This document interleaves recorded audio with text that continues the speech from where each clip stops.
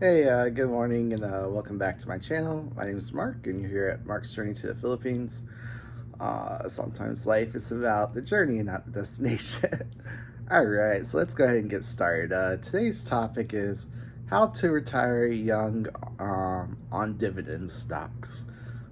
Let's face it, if you're going to retire young, you're going to need some sort of passive income, and dividends is a great way to do it. Real quick, how dividends work is you buy the stock, you own it, and then you get paid a monthly or a quarterly percentage, usually a couple times a year. Some pay monthly, even a couple pay weekly, although that's really rare. Anyways, yeah, so you buy them, you hold them, you get paid. People, when they look into it, they might mistake the fact that they think they need millions of dollars or even a couple $100,000 to really make it worth it. And yeah, you're gonna have to save up a little bit, not gonna lie or sugarcoat it. But it's not as hard as you may think either. And we'll go over how to do that. Either through reinvesting dividends or working a second job, or you're gonna have a couple options there. Also, some dividends pay really good. I know, like, a lot of the famous, like, blue chip ones, the dividend kings, aristocrats, like Johnson & Johnson or something, or Microsoft, they may pay a small amount, like 1%. You may think it's not worth it. But there's others that pay a lot. Like earlier this year, AT&T was paying 7%. And now they're changing that now. They're splitting into two different companies. But, you know, at that time, that was a really good one. And then, you know, I think some realty ones pay close to 10%. So, like, you can actually get some good dividends. So, you do have to be careful. A lot of dividends over 5 to 10% are dividend traps. And it may look good, but the company is actually dying. So, you want to do your due diligence, study the company, see its financials, make sure it's in good standing and all that. But guys, I'm going to blow your minds here in a second.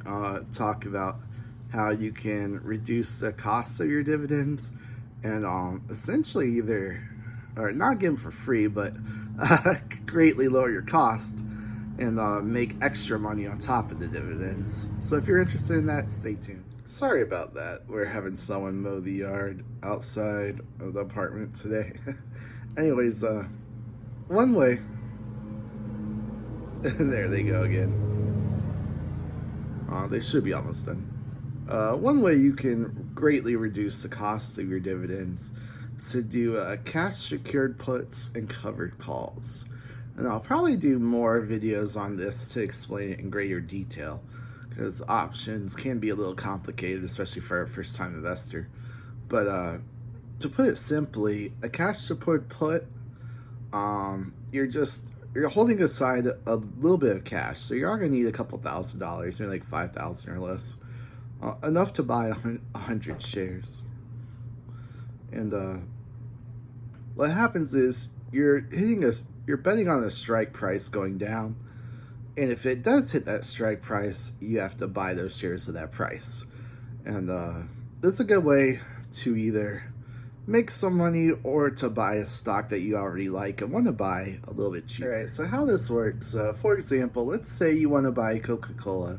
It's a really popular dividend stock, and let's say it's trading for about $50. So you would need $5,000 to do this, but you're gonna be fine. So what you do is you can put like a put for say $40 or $45. And let's say you're betting it'll go down to $45, or it won't. You're hoping that it doesn't, and if it doesn't, you get to keep all your money. You keep all your money away, so you get to keep the premium. Someone will pay you a premium to take that bet, and if it doesn't, you get to keep the premium on top of everything else. So that's really nice. You're hoping that it either goes up in price or trades sideways and doesn't go down, or just goes down a little bit and doesn't hit the strike price, if that makes sense. Now, you can do this several times if you get lucky, or if the stock just normally slowly goes up, like Coke or something. You could do this, 4 times, 7 times, 10 times, depending on how lucky you get, and you just get free money every month. So that's one great way to do it. Now sooner or later, you will get, quote, unlucky and hit the strike price. And then when that happens, you'll be assigned those shares and you'll buy them, for that price. But in the case of dividends, in this case, it's actually great because you like the stock. You wanted to buy the stock anyways for the dividends. And now you got it cheaper because the price went down. And also, you got paid all those premiums too, which you can either look at as extra cash flow, or you can look at as reducing your cost. Either one. So this is a great way to get a lot of good dividends cheap. I know $5,000, a little bit of money, but you do this several times, trust me, and you'll be getting nice premiums, and they stack on top of each other. And you may get for like $40 or $30, depending on how lucky you get with getting those free premiums every month. So that's one way you can do it. The other way is to sell covered calls on top of the stock that you already own. Okay, so now you own Coke, and you collect your nice dividends every month. That's great. But then let's say you want extra money because you don't have $1 million, you don't have $200,000. You need to collect a little bit more than that small dividend payment. Covered calls will give you extra premiums. So now you're getting premiums from your puts and you're getting premiums from your calls. This is a great way to do it. And basically it's the opposite. You're betting that the price will go up, or it won't go up that high to whatever you set the strike price at that date. So let's say you choose like $60 for like a month from now. You're hoping that it doesn't go to 60. And as long as it doesn't, you get to keep the premium. I mean, you keep the premium anyways. Sorry. You can keep the premium anyways, regardless of what happens on this case. But if it does go to 60, you're giving someone else the right to buy those shares at $60. Which they probably will. Excuse me. So, you do want to set the strike price up. If you're kind of married to the stock, you might want to set it up a little bit higher so it's less likely to hit it.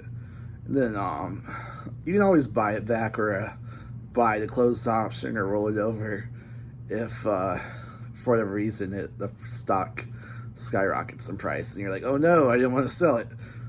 You do have a couple options there. You can roll it further up into the higher strike price and actually get paid a premium again. So you got some great options there. But yeah, if that's something you're interested in, go ahead and hit that like button, subscribe. I'll probably do more videos going way more in-depth detail on that.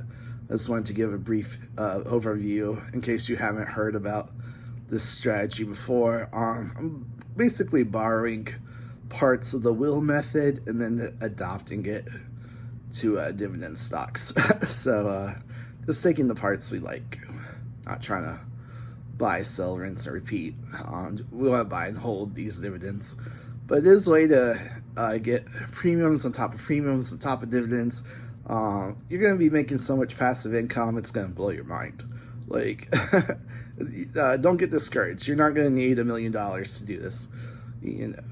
Just do a couple stocks at a time, and you'll be making so much passive income. You can buy more and more stocks. You can reinvest those dividends. You can reinvest those premiums, and diversify your portfolio eventually. That is the one bad thing about this strategy, is unless you got hundreds of thousands of dollars laying around, your portfolio won't be that diversified, because all your money is going to be tied up, a few thousand here, a few thousand there.